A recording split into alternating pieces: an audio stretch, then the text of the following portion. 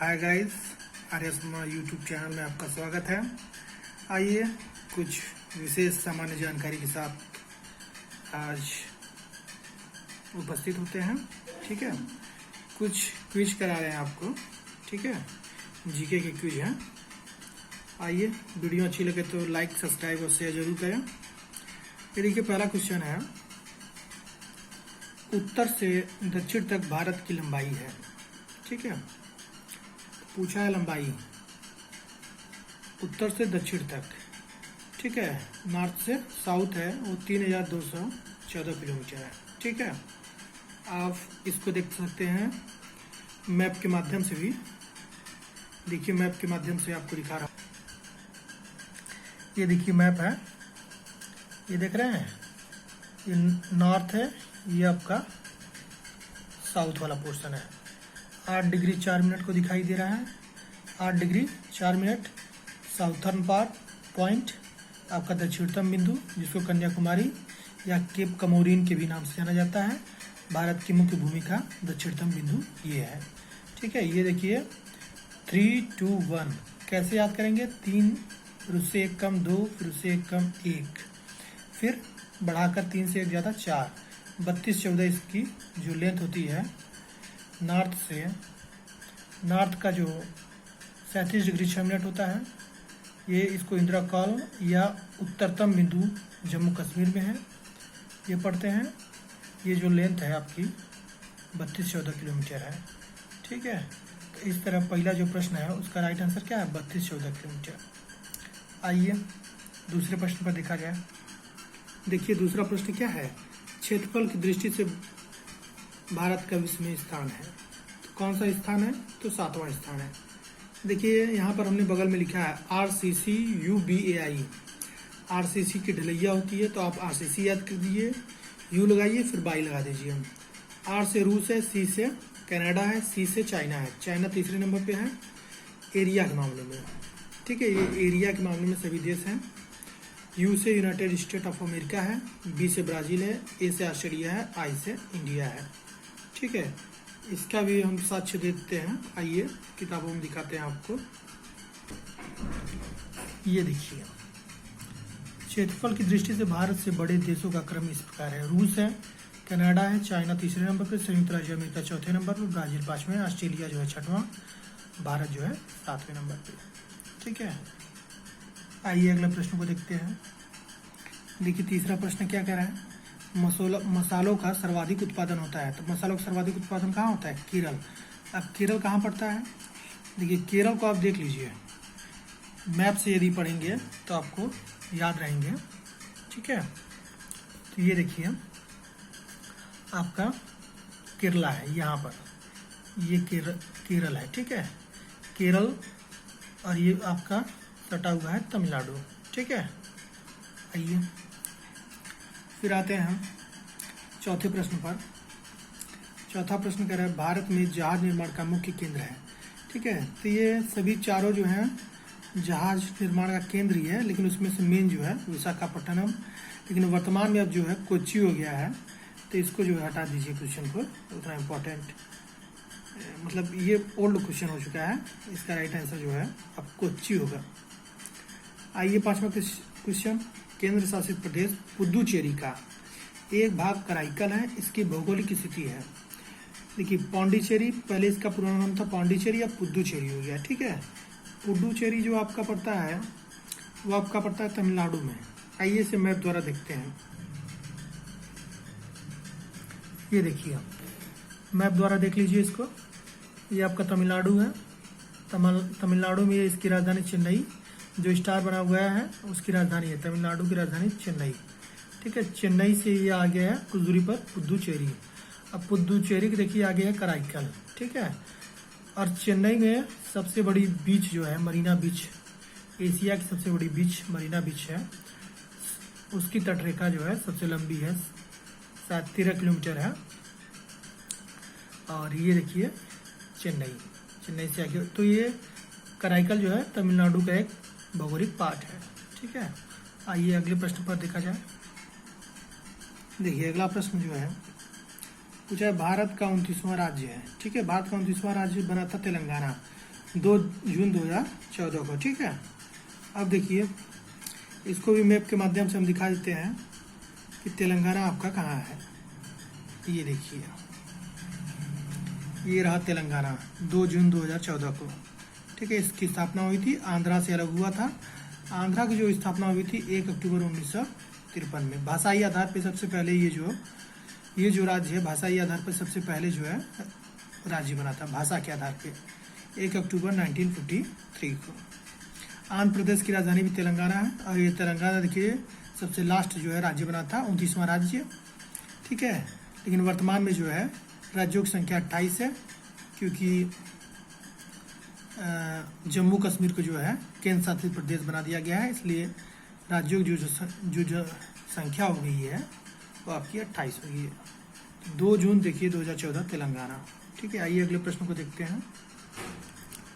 ये देखिए अगला प्रश्न है, 7वां प्रश्न जो है, नाहवा सेवा बंदरगाह अवस्थित है। नाहवा सेवा को एक अन्य नाम देखिए, हमने तीर के माध्यम से दिखाया, इसको जवाहरलाल नेहरू बंदरगाह भी बोलते हैं, और इसी का नाम नाहवा सेवा है। ये आपका महाराष्ट्र में है। ठीक है, मुंबई में। आइए अगला क्वेश्चन 8वां पढ़ते हैं। हिमाचल प्रदेश को भारत के संपूर्ण राज्य का दर्जा प्राप्त हुआ।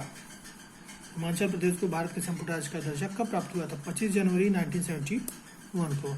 आइए मैप के माध्यम से हिमाचल प्रदेश को देखते हैं, कहाँ पर है हिमाचल प्रदेश। ये देखिए, ये रहा हिमाचल प्रदेश, हरियाणा के ऊपर, पंजाब से भी है। ये 3 राज्य, इसको 4 राज्य टच करते हैं, पंजाब, हरियाणा, उत्तराखंड। ये आपका जम्मू कश्मीर टच करता है हिमाचल। ठीक है, 25 जून 1971 को जो क्या हुआ, इसका पूर्ण राज्य का दर्जा प्राप्त हुआ है। ठीक है, इसका राइट आंसर क्या है? 25 जून 1971। आते हैं अगले प्रश्न की ओर। 9वां प्रश्न, खासी और गारो 2 प्रमुख भाषाएं हैं। ये भाषाएं मेघालय की हैं। ठीक है, मेघालय की, ये आपको याद करना पड़ेगा। दादरा व नागर हवेली का मुख्यालय कहाँ है, यानी उसकी राजधानी कहाँ है? तो सिलवासा। ठीक है, सिलवासा आपका, ये दादर व नागर हवेली जो आपका पड़ेगा गुजरात में पड़ेगा। ठीक है, आइए इसको मैप के द्वारा आपको दादरा व नागर हवेली को दिखाते हैं। ये देख लीजिए, दादर व नगर हवेली, कहीं कहीं दादरा, कहीं कहीं दादर भी लिखा रहता है। दादर व नगर हवेली देखिए यहाँ पर है, ये छोटा सा पार्ट दिखाई दे रहा है, तो ये गुजरात में है। गुजरात जो है महाराष्ट्र से अलग हुआ था 1 मई 1960 को। देखिए 1 मई 1960 दोनों क्या है, स्थापना तिथि है 1 मई 1960, 1 मई 1960 महाराष्ट्र गुजरात दोनों। और इसका जो है 11 अगस्त 1961 है। ठीक है, आइए अगले प्रश्न की ओर देखा जाए। देखिए अगला प्रश्न जो है, ठीक है, आइए अगला प्रश्न देखा जाए। भारत के निम्न में से किस राज्य की स्थलीय सीमा एक और चीन से तथा दूसरी ओर पाकिस्तान से मिलती है? तो ये सिर्फ और सिर्फ जम्मू कश्मीर है। ठीक है, आइए दिखाते हैं आपको मैप के माध्यम से। ये देखिए, ये हमारा जम्मू कश्मीर है।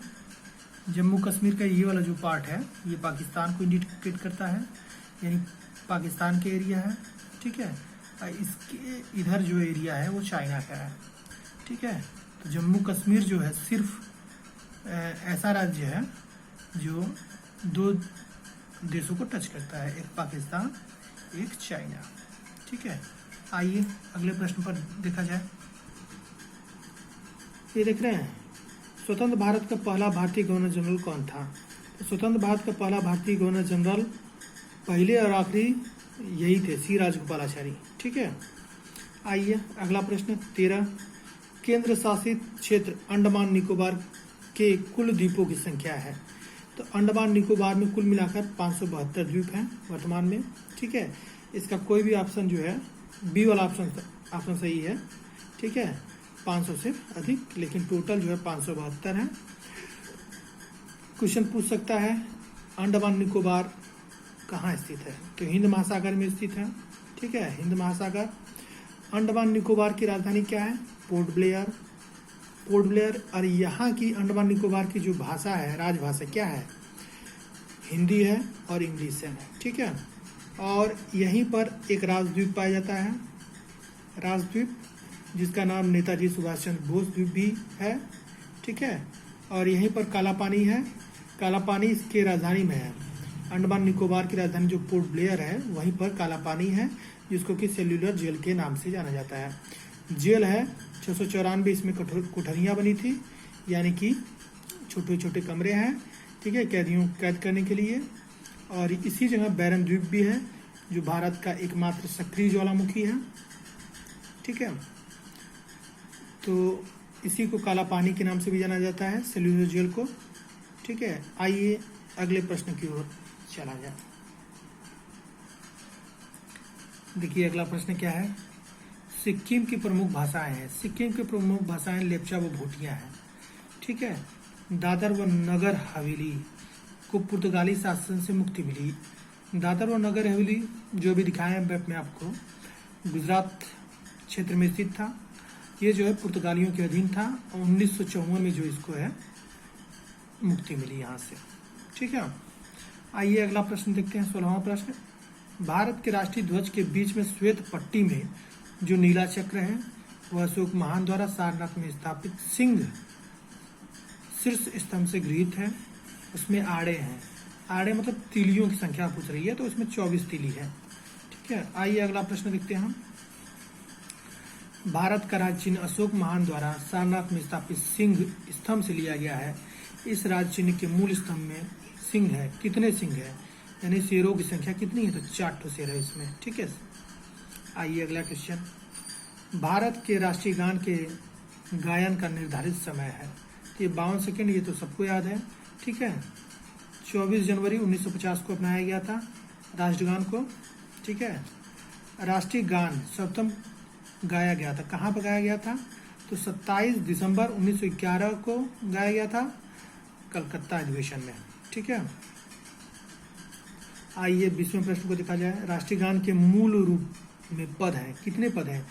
वास्तव में काफी लंबा है। राष्ट्रीय गान जो है 5 पदों में है, 5 पदों में, लेकिन पहला पद जो है इसका गाया जाता है। देखिए अगला क्वेश्चन यही है कि मूल राष्ट्रीय गान के पद गाने हेतु मान्य है।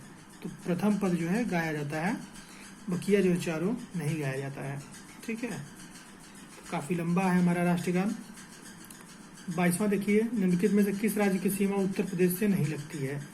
देखिए मध्य प्रदेश टच करता है, हरियाणा टच करता है, बिहार टच करता है, लेकिन पंजाब टच नहीं करता है, ठीक है। आप मैप के माध्यम से आपको मैं दिखाता हूँ कि पंजाब जो है नहीं टच करता है। ये देखिए पंजाब यहाँ पर है, पंजाब के नीचे हरियाणा है, ये आपका उत्तर प्रदेश है, देख रहे हैं, कहीं भी टच नहीं कर रहा है। और उत्तर प्रदेश के नीचे जो है मध्य प्रदेश है, ये बड़ा सा एरिया। मध्य प्रदेश की राजधानी भोपाल, उत्तर प्रदेश की राजधानी लखनऊ। मध्य प्रदेश टच कर रहा है, हरियाणा टच कर रहा है, बिहार अपना छोटा भाई है, देखिए बिहार भी टच कर रहा है, ठीक है। अभी देखिए एक प्रश्न आया था